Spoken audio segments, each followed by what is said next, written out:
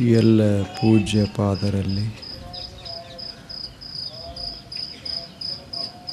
ತಮ್ಮೆಲ್ಲರಲ್ಲಿ ಪ್ರಣಾಮಗಳು.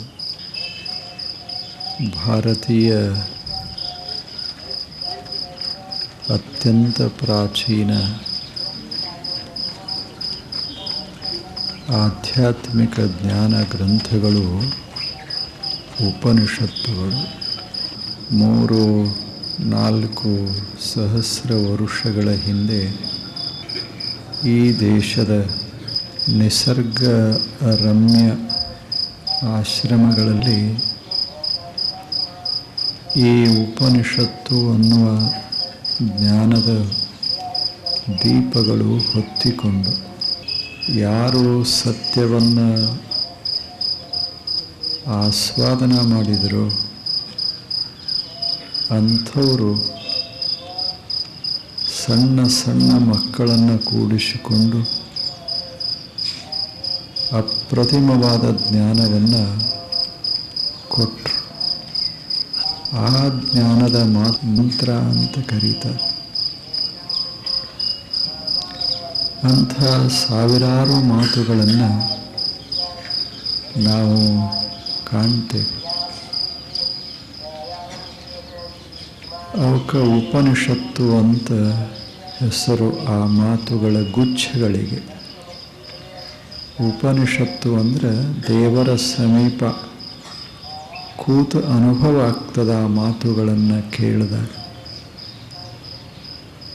ದೇವರ ಸಾಮೀಪ್ಯವನ್ನು ಅನುಭವಿಸಿದವರು ಆಡುವ ಮಾತುಗಳವು.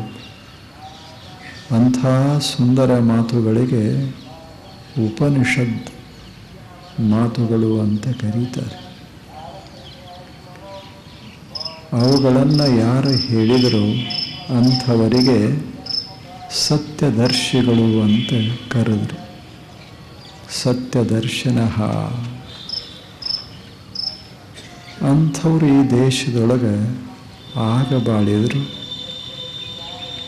ಮಧ್ಯಕಾಲದಲ್ಲಿ ಬಾಳಿದರು, ಆಧುನಿಕ ಕಾಲದಲ್ಲಿ ಬಾಳ್ತಾ ಇರ್ತಾರೆ. ಭಾರತ ದೇಶ ಜ್ಞಾನದ ದೇಶ ಇದು. ಇಲ್ಲಿ ಜ್ಞಾನಕ್ಕೆ ಕೊರತೆ ಇಲ್ಲ.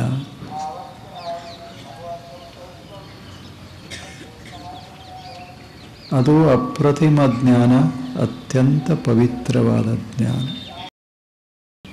ಆದ್ದರಿಂದಲೇ ಹೇಳಿದರು, ನಹಿ ಜ್ಞಾನೇನ ಪವಿತ್ರಂ ಇಹ ವಿದ್ಯತೆ. ಇಂಥ ಜ್ಞಾನದಂಥ ಪವಿತ್ರ ವಸ್ತು ಯಾವುದೂ ಇಲ್ಲ. ಜ್ಞಾನ ಅಂದರೆ ಶುದ್ಧವಾದ ಜ್ಞಾನ. ಸತ್ಯದ ಜ್ಞಾನ ಅಂದರೆ ಒಂದು ದೀಪ. ಅದು ಇತ್ತು ಎಲ್ಲವೂ ಸುಂದರ ಆಗ್ತದೆ. ಅದ ಇಲ್ಲದೆ ಇದ್ದರೆ ಎಲ್ಲವೂ ಮರೆಯಾಗ್ತದೆ. ಬೆಳಕೊಂದು ಹೋಯಿತು ಜಗತ್ತಿನಿಂದ, ಸೂರ್ಯನ ಪ್ರಕಾಶ ಒಂದಿಷ್ಟು ಮರೆಯಾಯಿತು ಅಂದರೆ ಏನದ ವಿಶ್ವದೊಳಗೆ? ಎಲ್ಲ ವೈಭವ ಇರೋದು, ವರ್ಣ ವೈಭವ ಇರೋದು, ಆಕಾರ ವೈಭವ ಇರೋದು ಎಲ್ಲ ಬೆಳಕಿನ ಮ್ಯಾಗ ಅವಲಂಬಿಸಿದೆ. ಇಂಥ ಬೆಳಕ ಹೊರಗೊಂದು ಹೇಗದ ಹಾಗ ಒಳಗೊಂದು ಬೆಳಕ. ಅಂಥ ಬೆಳಕಿಗೆ ಆತ್ಮ ಅಂತ ಶಬ್ದ. ಅದೊಂದು ಬೆಳಕ. ಆ ಬೆಳಕಿನ ಮಾತುಗಳನ್ನು ಅವರೇನು ಹೇಳಿದರೋ ಅದರಾಗ ಒಂದು ಸಣ್ಣ ಮಾತು, ಸುಮ್ಮನೆ ಹೀಗೆ ಮೆಲುಕು ಹಾಕೋದಕ್ಕೆ ಭಾಳ ಸಣ್ಣ ಮಾತು. ದ್ವಾಸುಪರ್ಣ ಸಯುಜ ಸಖಾಯ ಸಮಾನಂ ವೃಕ್ಷಂ ಪರಿಷಸ್ವ ಜಾತೆ ತಯೋರೇಕಃ ಪಿಪ್ಪಲಂ ಸ್ವಾದು ಅತ್ತಿ ಅನಶ್ನನ್ ಅನ್ಯಃ ಅಭಿಚಾಕಸೀತಿ. ಸಮಾನೇ ವೃಕ್ಷೇ ಪುರುಷಃ ನಿಮಗ್ನಃ ಅನೀಶಯ ಮುಹ್ಯತಿ ಶೋಚಮಾನಃ. ಒಂದು ವೃಕ್ಷ ವಿಶಾಲವಾದ ಒಂದು ವೃಕ್ಷ. ಆ ವೃಕ್ಷದೊಳಗೆ 2 ಪಕ್ಷಿಗಳು. ಗಿಡದ ತುಟ್ಟ ತುದಿ ಮೇಲೆ ಒಂದು ಪಕ್ಷಿ, ಕೆಳಗಿನ ಶಾಖೆಯೊಳಗೆ ಇನ್ನೊಂದು ಪಕ್ಷಿ. ಆ ಗಿಡದೊಳಗೆ ಹಣ್ಣುಗಳೇ ಹಣ್ಣುಗಳು, ಬಹಳ ಮಧುರವಾದ ಹಣ್ಣುಗಳು. ಮೇಲಿನ ಪಕ್ಷಿ ಏನು ಮಾಡ್ತದೆ? ಬೆಳಕ ಚೆಲ್ತದೆ. ಕೆಳಗಿನ ಪಕ್ಷಿ ಹಣ್ಣು ತಿಂತದೆ. ಇದು ಅಲ್ಲಿರುವ ಚಿತ್ರ. ಮ್ಯಾಲೊಂದೇನು ಪಕ್ಷದ ಅದು ಬೆಳಕ ಚೆಲ್ತದೆ, ಬೆಳಕ ಹರುತ್ತದೆ. ಕೆಳಗಿನ ಪಕ್ಷಿ ಆ ಬೆಳಕಿನೊಳಗೆ ಹಣ್ಣುಗಳನ್ನು ತಿಂತಾದ. ಹಣ್ಣು ಬಹಳ ಸವಿ.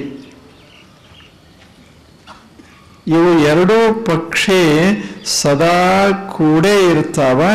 ಆದರೆ ಮ್ಯಾಲಿನ ಪಕ್ಷಿ ಅದ ಅಂತ ಕೆಳಗಿನ ಪಕ್ಷಿಗೆ ಗೊತ್ತಿಲ್ಲ. ಯಾಕೆ ಗೊತ್ತಿಲ್ಲ ಅಂದ್ರೆ ಹಣ್ಣು ತಿನ್ನೋದರಾಗ ಮಗ್ನಾಗಿದೆ. ಹಣ್ಣು ತಿನ್ನೋದರಾಗ ಪಿಪ್ಪಲಂ ಸ್ವಾದು ಅತ್ತೇ ಅನೇಶಯ ಮುಹ್ಯತೆ ಶೋಚಮಾನಃ. ಆ ಹಣ್ಣಿನ ರಸದಾಗ ಆ ಸ್ವಾದದಾಗ ಮನಸ್ಸು ಮಗ್ನಗೊಳಿಸದ, ತನ್ನಮಯ ಆಗ್ಯದ. ಅದಕ್ಕೆ ಬೇರೆ ಗೊತ್ತೇ ಇಲ್ಲ, ಮ್ಯಾಲ ನೋಡಿಲ್ಲ. ಹಣ್ಣು ಕಾಣಿಸ್ತದೆ, ಹಣ್ಣಿನ ರುಚಿ ಅನುಭವಕ್ಕೆ ಬರ್ತದೆ, ಶಾಖೆ ಕಾಣಿಸ್ತದೆ, ತಾನು ಕಾಣಿಸ್ತಾನ. ಆದರೆ ಇದೆಲ್ಲ ಬೆಳಕದ ಅಂತ ಗೊತ್ತಿಲ್ಲ ಅಷ್ಟೆ. ಬೆಳಕ ಚೆಲ್ಲೋದೊಂದು ಪಕ್ಷಿ ಮೇಲೆ. ದ್ವಾಸುಪರ್ಣ ಸಯುಜಾ ಸಖಾಯ. ಹಾಗ ಇದೊಂದು ದೇಹ. ದೇಹವೇ ವೃಕ್ಷ. 100 ವರ್ಷ ಬದುಕುವಂಥ ಸುಂದರ ವೃಕ್ಷ ಈ ದೇಹ. ನಾವು ಬೆಳೆಸಿದ ವೃಕ್ಷ ಅಲ್ಲ, ನಿಸರ್ಗ ಬೆಳೆಸಿದಂಥ ಸುಂದರ ವೃಕ್ಷ ಈ ದೇಹ. ಎಷ್ಟು ಚಂದದ ದೇಹ. ಆ ವೃಕ್ಷಗಳು ಚಲಿಸೋದಿಲ್ಲ, ಈ ವೃಕ್ಷಗಳು ಚಲಿಸ್ತಾವ. ಇಲ್ಲಿ ವೃಕ್ಷದಾಗ ಹಣ್ಣದ, ಹೂವದ, ಎಲೆಯದ, ಶಾಖೆಗಳದಾವ, ಅವಯವಗಳದಾವ. ಇಲ್ಲಿ 2 ಪಕ್ಷಿ ಕೂತಾವ. ಒಂದು ಹಣ್ಣು ತಿನ್ನುವಂಥ ಜೀವ ಪಕ್ಷಿ ಕೂತದೆ, ಇನ್ನೊಂದು ಬೆಳಕ ಚೆಲ್ಲುವಂಥ ಆತ್ಮ ಪಕ್ಷಿ ಕೂತದೆ. ಅಂತರಾತ್ಮ ಪಕ್ಷಿ ಅದು ಸುಮ್ಮನೆ ಬೆಳಕ ಚೆಲ್ತದೆ. ಆ ಬೆಳಕಿನಾಗ ಕಣ್ಣು ಕಾಣಿಸ್ತಾವ, ಕಿವಿ ಕೇಳಿಸ್ತಾವ, ಇಲ್ಲ ಜಗತ್ತೆಲ್ಲ ಗೊತ್ತಾಗ್ತದೆ, ಬದುಕಿನ ಅರ್ಥ ಆಗ್ತದೆ. ಹೀಗ ಆ ಬೆಳಕಿನಾಗ ಇಷ್ಟೆಲ್ಲ ಅದ. ನಾವು ಅಥವಾ ಜೀವ ಅನ್ನುವ ಪಕ್ಷಿ ನೋಡಿ ಹಣ್ಣು ತಿನ್ನಕತ್ಯದ. ರೂಪ ಅನ್ನೋದೇ ಹಣ್ಣ, ರಸ ಅನ್ನೋದೇ ಹಣ್ಣ, ಶಬ್ದ ಅನ್ನೋದೇ ಹಣ್ಣ, ಗಂಧ ಅನ್ನೋದೇ ಹಣ್ಣ, ಮೃದು ಸ್ಪರ್ಶ ಇದು ಹಣ್ಣ. ಈ 5 ಹಣ್ಣುಗಳನ್ನು ತಿನ್ನಕತ್ಯದ ಈ ಪಕ್ಷಿ. ಎಷ್ಟು ಅದು ತಿನ್ನುವಲ್ಲಿ ತನ್ಮಯ ಆಗ್ಯದ ಅಂದ್ರೆ, ರಮಿಸ್ತಾದ ಅಂದ್ರೆ ಇಟ್ ಫರ್ಗೆಟ್ಸ್ ಇಟ್ ಸೆಲ್ಫ್.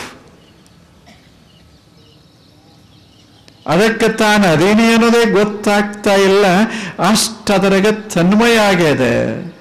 ಬೆಳಕಿನ ಕಡೆ ಲಕ್ಷ್ಯ ಇಲ್ಲ, ಮ್ಯಾಲಿನ ಆತ್ಮದ ಕಡೆ ಲಕ್ಷ್ಯ ಇಲ್ಲ, ಈ ಹಣ್ಣ ಇವುಗಳ ಕಡೆ ಬಹಳ ಲಕ್ಷ್ಯ. ಶಬ್ದದಲ್ಲಿ ಮಗ್ನ, ಕೇಳೋದರಾಗ, ನೋಡೋದರಾಗ ಮಗ್ನ, ರುಚಿ ಅನುಭವಿಸೋದ್ರಾಗ ಮಗ್ನ, ಸುಗಂಧದಾಗ ಮಗ್ನ. ಗೊತ್ತದಲ್ಲ ನಿಮಗೆ? ಕುದುರೆ ಎಷ್ಟು ಚಲೋ. ಒಂದು ಕುದುರೆ, ಆ ಕುದುರೆ ಮೇಲೆ ಒಬ್ಬ ಕುಂತಾನ. ಏನಲ್ಲ, ಈ 5 ಅದಾವಲ್ಲ ಇವುಗಳ ಸಮೂಹವೇ ಪ್ರಪಂಚ. ಇದರಾಗ ಮುಳುಗದ ಅಂದ್ರೆ ಪ್ರಾಪಂಚಿಕ.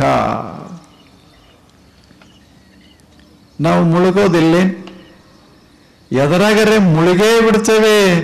ಎಷ್ಟು ಮುಳುಗ್ತೇವೆ, ಮುಳುಗಬಾರದಂತಲ್ಲ, ಮುಳುಗಬೇಕು, ಆದರೆ ತನ್ನ ಮರಿಬಾರದಷ್ಟೆ. ಬೆಳಕೊಂದು ಅದ ಅನ್ನೋದನ್ನು ಮರಿಬಾರದು. ಬೆಳಕಿನ ಒಂದು ವಸ್ತು ಅದ ಅನ್ನೋದನ್ನು ಮರಿಬಾರದು. ಹಾಗೆ ನಾವು ಮುಳುಗಬೇಕು. ಆದ್ರೆ ಹಂಗೆ ಆಗ್ತಾ ಇಲ್ಲ, ತನ್ಮಯ ಆಗ್ತೇವಿ, ಮುಳುಗಿ ಹೋಗ್ತೇವಿ. ಎಷ್ಟು ಮುಳುಗ್ತೇವಿ ಅಂದ್ರೆ ಎಲ್ಲ ಮರೆತು ಹೋಗ್ತದೆ. ಆಗಿಲ್ಲೇನ್ ನಮ್ಮ ಜೀವನ ಹಿಂಗ ನೋಡ್ತಾ ಇದ್ರೆ ಎದರಾಗೋ ಮುಳುಗಿ ಹೋಗಿ ಬಿಟ್ಟಿರ್ತೇವಿ. ಒಬ್ಬ ರಾಜ ಇದ್ದ,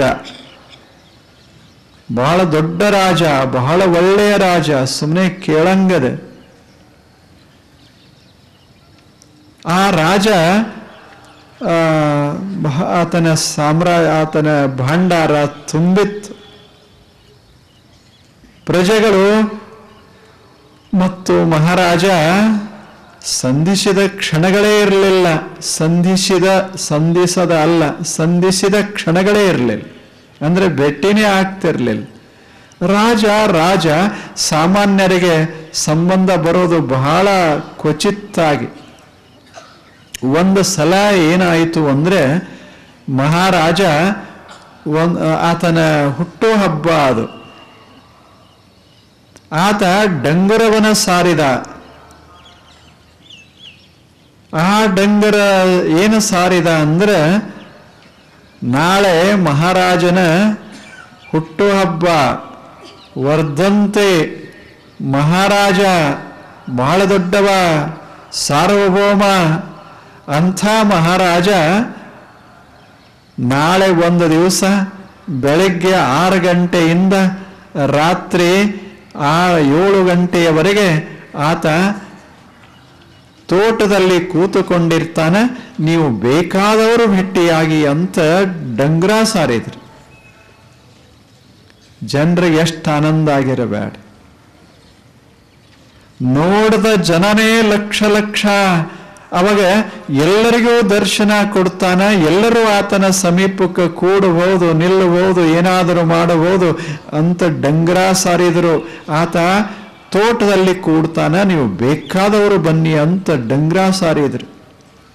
ಅದು ಮಹಾರಾಜನ ತೋಟ, ಬಹಳ ವಿಸ್ತಾರವಾದ ತೋಟ, 100 ಹೆಕ್ಟೇರ್ ಸುಂದರವಾದ ತೋಟ. ಅಲ್ಲಲ್ಲಿ ಝರಿಗಳು, ಅಲ್ಲಲ್ಲಿ ಸುಂದರ ಗಿಡಗಳು, ಆ ಬಳಿಕ ಹಣ್ಣು ಹಂಪಲಗಳು, ಹರಿತಾ ಇರುವಂಥ ಸಣ್ಣ ಸಣ್ಣ ನದಿಗಳು, ಏನೆಲ್ಲ ಮಾಡಿದ್ದ ಅದ್ಭುತವಾದಂಥ ಸೌಂದರ್ಯ ಆ ತೋಟದೊಳಗೆ. ಆ ತೋಟದಲ್ಲಿ ಆ ದಿವಸ ಮಹಾರಾಜ 5 ಗಂಟೆಗೆ ಹೋಗಿ ಕೂತ. ಜನ ಬರಕ್ ಶುರು ಮಾಡಿದರು. ಅದು ದೊಡ್ಡ ಮಹಾದ್ವಾರ. ಹಿಂಗೆ ಒಳಗೆ 6 ಗಂಟೆಗೆ ಶುರು ಮಾಡಿದರು, ಜನ ಬರಕ್ ಶುರು ಮಾಡಿದರು. ಒಳಗೆ ಬರೋದ್ರಾಗ ಹಿಂಗೆ ಬಾಗಿಲ ದಾಟಿ ಅದು ಮಹಾದ್ವಾರ ದಾಟಿ ಒಳಗೆ ಬರೋದ್ರಾಗ ಒಳಗೆ ತಿನ್ನಾಕ ಉಣ್ಣಾಕ ಎಲ್ಲ ಕಡೆ ವ್ಯವಸ್ಥೆ, ಏನು ತಿಲ್ಲಿ ಏನು ಬಿಡ್ಲಿ ಅನ್ನುವಷ್ಟು ಅಲ್ಲಿ ವೈಭವ. ಆ ಬಳಿಕ ಎಲ್ಲ ಥರದ ವಸ್ತುಗಳು ಬೇಕಾದವರು ಬೇಕಾದ ತಗೋಬಹುದು, ಬೆಲೆ ಇಲ್ಲ ಹಾಗೆ ತಗೋಬಹುದು. ಅಂಥದ್ದು ಒಂದು ಕಡೆ ಸಂಗೀತ, ಒಂದು ಕಡೆ ನೃತ್ಯ ಎಲ್ಲ ಇತ್ತು. ಒಳಗೇನು ರಾಜನ ಭೇಟಿ ಆಗಬೇಕಂತ ಬಂದಿದ್ರು, ಹಿಂಗೆ ಬರೋದ್ರಾಗ ಇವೆಲ್ಲ ನೋಡಿದರು.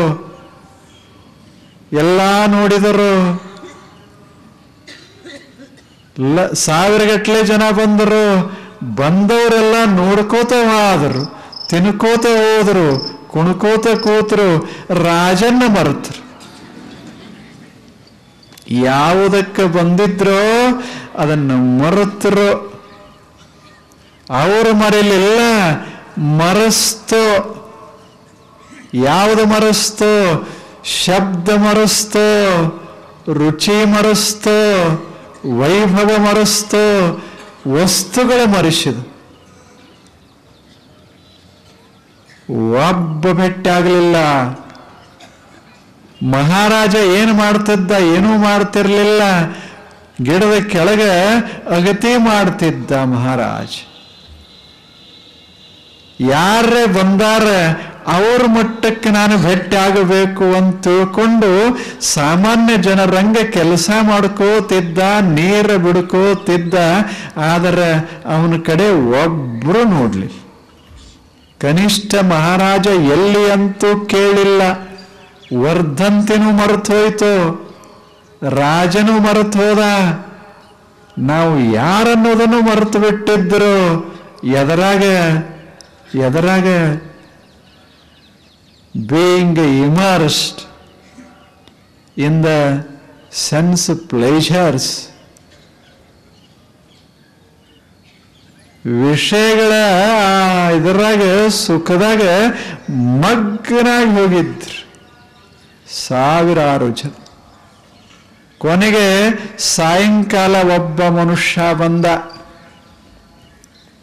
ಬಾಗಿಲ ದಾಟಿದ, ತಡ ಮಾಡಿ ಬಂದಿದ್ದ. ಎಲ್ಲ ಕಡೆ ನೋಡ್ದ, ಆತ ಹುಡುಕಾಡ್ಕೋತ ಹೊರಟಿದ್ದ. ಅಲ್ಲಿಗೆ ಸೇವಕರು ಬಂದ್ರು, ರಾಜ ಸೇವಕರು. ಏನು ಹುಡುಕಾಡ್ತೀರಿ? ಬನ್ನಿ, ತಿನ್ನಾಕದ, ಕುಡ್ಯಾಕದ, ಕುಣಿಲಿಕ್ಕದ, ಸಂಗೀತದ, ಬನ್ನಿ ಅಂದ್ರು. ಇಲ್ಲ, ನಾನು ಮಹಾರಾಜನ್ ನೋಡ್ಲಿಕ್ಕೆ ಬಂದೀನಿ ಅಂದ. ಮರ್ತಿರ್ಲಿಲ್ಲ. ಗೇಟ್ ದಾಟಿದ್ದ, ಆದ್ರೆ ಮರ್ತಿರ್ಲಿಲ್ಲ. ಮಹಾರಾಜ ಎಲ್ಲದಾನ ಅಂತ ಹುಡುಕಾಡ್ಕೋತ ಬಂದ. ಅವ್ರು ಹೇಳಿದರು, ನಮಗೂ ಏನು ಗೊತ್ತಿಲ್ಲ, ನಾವು ಹಿಂಗೆ ಬಂದವರು, ಈಗ ನೆನಪಾಯ್ತು ಮಹಾರಾಜ ಅಂತ ನೋಡಾಕ ಬಂದಿದ್ದೇವೆ ಅಂತ. ಏನು ಮಾಡೋದು, ಸಮಯ ಹೋಯ್ತಲ್ಲ. ಇವ ಹುಡುಕಾಡ್ಕೋತ ಹೋಗ ಒಂದು ಗಿಡದ ಕೆಳಗೆ ಆತ ಕೆತ್ತಗೋತ ಕೂತಿದ್ದ ಮಹಾರಾಜ. ಅವಾಗ ಮಹಾರಾಜನ ಹತ್ತಿರ ಹೋಗಿ ಕೂತ. ಮಹಾರಾಜ ಒಬ್ಬ, ಇವೊಬ್ಬ, ಇಬ್ರೇ. ಯಾರ್ಯಾರು? ಅವಾಗ ಮಹಾರಾಜ ಕೇಳ್ದ, ದಾರಿಯೊಳಗೆ ಎಲ್ಲ ಇತ್ತಲ್ಲ, ತಾವು ಅಲ್ಲಿ ತಗೊಳ್ಳಿಲ್ಲೇನು ಅಂದ. ನಾನು ಅದಕ್ಕೆ ಬಂದಿರಲಿಲ್ಲ ಮಹಾರಾಜನೇ, ನಿನ್ ನೋಡಕ್ಕೆ ಬಂದಿದ್ದೆ. ಅವಾಗ ಮಹಾರಾಜ ಹೇಳ್ದ, ನಾನು 12 ತಾಸು ದಾರಿ ಕಾಯ್ದೆ, ಯಾರೂ ಬರ್ಲಿಲ್ಲಪ್ಪ, ನೀವು ಒಬ್ಬರೇ ನೋಡು ಬಂದಿದ್ದು ಅಂದ. ಹಿಂಗ ನಮ್ ಜೀವನ. ಇದು ದೇವರ ತೋಟ, ಜಗತ್ತ ದೇವರ ತೋಟ. ನಾವು ಬಂದಿದ್ದು ಭೇಟಿಯಾಗಾಕ. ಆದ್ರೆ ಏನು ಮಾಡೋದು? Y forgot. ಎದರಾಗ ಮರ್ತೇವೆ? ಸಂಪತ್ತಿನಾಗ ಮರ್ತೇವೆ, ಖುರ್ಚಾಗ ಮರ್ತೇವಿ, ಪಾಕೆಟ್ದಾಗ ಮರ್ತೇವಿ. ಹಂಗಿರ್ಬೇಕಾದ್ರೆ ಇನ್ನು ಕೆಲವರಂತೂ ಇದರಾಗ ಮರ್ತೇವೆ. ಇನ್ನ ಇವು ಏನ್ರ ಉಪಯೋಗರೇ ಅದಾವ, ಕುಂಡ್ರಾಕರೆ ಬಂದಿತ್ತು ಖುರ್ಚಿ, ಇದರಾಗ ಮರ್ತೇವಿ. ಇನ್ನು ಕೆಲವರು ಹೊಡೆದಾಟದಾಗ ಮರ್ತರು. ಏನ್ ಜೀವನ? We forgot to enjoy the presence of the divine.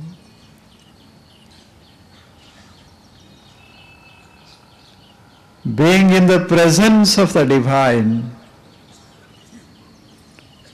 ಮರ್ತೇವೆ. ಎಂಥ ವಸ್ತುಗಳಲ್ಲಿ ಮರ್ತೇವೆ. ಯುರೋಪ ದೇಶದೊಳಗೆ ಒಬ್ಬ ದೊಡ್ಡ ಸಂತ, ಬಹಳ ದೊಡ್ಡ ತತ್ವಜ್ಞಾನಿ, ಬಹಳ ದೊಡ್ಡವ. ಆ ದೇಶ ಇಷ್ಟು ಗೌರವಿಸ್ತದ ಅವನನ್ನು. ಅವನ ಹೆಸರು ಇಮ್ಯಾನ್ಯುಯಲ್ ಕ್ಯಾಂಟ್. ಬಹಳ ದೊಡ್ಡವ, 80 ವರ್ಷ ಬದುಕಿದ್ದ. ಆದರೆ ಆಲೋಚನೆಗಳಲ್ಲಿ, ವಿಶ್ವವನ್ನು ಕುರಿತು ಚಿಂತನೆಯಲ್ಲಿ ಬದುಕಿದ್ದ. ಆತ ಹೇಳ್ತಾನೆ, ಹಿಂಗ್ಯಾಕಾಗ್ಯದ ಜಗತ್ತ, ಯಾಕೆ ಸತ್ಯದ ಭಾನ ಇಲ್ಲ? ಅದಕ್ಕೆ ಅವ ಹೇಳ್ತಾನೆ, the world is too much with us. ನಾವು ಜಗತ್ತಿನಾಗ ಮುಳುಗಿ ಹೋಗೇವಿ. ಬಹಳ ಆಗ್ಯದ ಜಗತ್ತ, ಎಷ್ಟಾಗಬೇಕು ಅಷ್ಟಿರಬೇಕು, ಬಹಳ ಆಗ್ಯದ. ಅದು ನೌಕಾ, ಸುಂದರವಾದ ನೌಕೆ, ಬಂಗಾರದ ನೌಕೆ, ಬೇಕಾದಷ್ಟು ಸ್ಥಳ ಅದ, ಒಳಗೆ ಇವ ಕೂತಾನ. ಆದ್ರೆ ಏನು ಮಾಡೋದು? ತುಂಬಾಕ್ ಶುರು ಮಾಡ್ಯಾನ. ತುಂಬೋದ್ರಾಗ ಇಷ್ಟು ಮಗ್ಗನಾಗ್ಯಾನಲ್ಲ, ಮುಳುಗಾಕತ್ಯದಂತ ಗೊತ್ತಿಲ್ಲ. ಹಾಕಿದ್ದು ಎಷ್ಟು ಲಕ್ಷ ಅಂದ, ಕೋಟಿ ಅಂದ, 1000 ಕೋಟಿ ಅಂದ. ಹಡಗ ಮುಳುಗಾಕತ್ಯದ. ಯಾವುದು? ನೌಕೆ ಮುಳುಗಾಕತ್ಯದ. ಕೊನೆ ನೀರ ಇಟ್ಟು ಬಂದದ, ಇನ್ನೂ ಬಯಸ್ತಾನ. ಕೊನೆಯದು ಹಿಂಗಿಟ್ಟ ಮುಳುಗ್ತೋ. ಅವನು ಮಗ ಇದ್ದ, ಇನ್ನೊಂದು ನೌಕಾ ತಗೊಂಡು ಅವ ಹೊಂಟಿದ್ದ. ಅವಾಗ ಹೇಳ್ದ, ನಾ ಹೋಗೋದೇನೋ ಹೋಗ್ತೇನೆ, ಇದ್ರಾಗಿನ ಸಾಮಾನೆಲ್ಲ ನೀ ತುಂಬಕೋ.